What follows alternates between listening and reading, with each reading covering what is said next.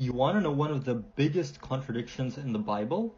The fact that you turned off your comments tells me that you know that you're lying and that you know that you're deceiving people, but you don't care. So you are lying with the intention to mislead others purposely. Anyways, let's go ahead and address your claims. The first claim that you make, which you are clearly lying about because you didn't even finish reading the entire verse, is that you said that my God, why have you forsaken me are the last words of Jesus in the Gospel of Mark.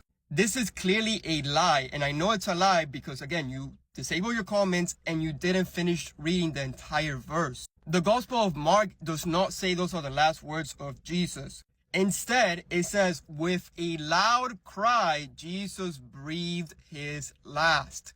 The Gospel of Luke tells us what the loud cry was, which was, Father, into your hands I entrust my spirit. So this ties perfectly with the Gospel of Mark. Now the last one, which is the Gospel of John, has everything to do with proximity. Mark and Luke could be listing off the testimony of people that were further away from the cross, while we know that John was literally right there, as close as you can be to Jesus. The Gospel of John literally says that John was standing nearby. So because John tells us that he was literally standing nearby alongside Mary when Jesus was crucified, while the Gospel of Luke and Mark does not tell us where the witnesses were, it makes a lot of sense that the witnesses for Luke and Mark heard the loud cry, as it was a loud cry, but because John was closer to the cross, he heard it is finished coming from Jesus. Again, this has everything to do with proximity, meaning who is closer and further away from the cross. And like I've debunked you already, Mark and Luke do not contradict each other. Rather, Luke is filling in the cry that was specified in the Gospel of Mark. Now, when it comes to your last lie, this is probably the worst lie you could come up with. When Jesus says, my God, why have you forsaken me? That does not mean that he is giving up his faith. Instead, he is literally quoting Psalms 22. Because the scrolls of the Bible were not divided into verses back then, people used to quote the first verse of a chapter, as that is what would ring into people's minds the most. And then they would remember other things from the chapter. Now, why did Jesus quote Psalms 22 on the cross? Well, this is because Psalms 22 literally has events that are listed within the crucifixion of Jesus. For example, Psalms 22 verses 16 to 18 say that they have pierced my hands and my feet, which is literally what happens when you are crucified. They pierce your hands and your feet.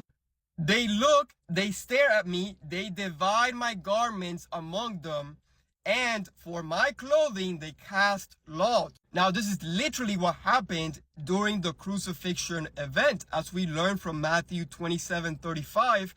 And when they had crucified him, they divided up his garments among themselves by casting lots. So by quoting Psalms 22, Jesus is reminding everyone present at the crucifixion that everything they had just done to him had been foretold by scripture hundreds and hundreds of years before it happened. He is essentially letting them know the error in their ways. So I have debunked all of your lies. And again, I know they are lies because you turned off the comments. That is to say, you don't want a discussion on this because you are purposely on your way to mislead people. When you purposely lie and lead people astray, that is the work of the devil. That is the work of Satan, Shaitan. And we know this is true because we know that Satan is a liar and the father of lies. So by lying, you are acting more like the devil instead of being more holy, which you claim to be in your videos. When you purposely lie to people and claim you are righteous or claim that you are following the path of truth or the religion of truth,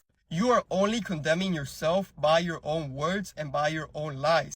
So by purposely misleading other people, you are condemning yourself by your own words. Your own false testimony is your biggest enemy in this case. So my hope for you is that you stop lying, that you stop misleading people on purpose, leading them astray, and for you to stop cherry picking verses or incomplete verses on purpose with the goal of lying to people. And this all comes down to the fact that you do not read the Bible in context. You read the Bible out of context because you want to lie and mislead people. This is why you don't get the answers, and this is why you ultimately end up condemning yourself in your own lies.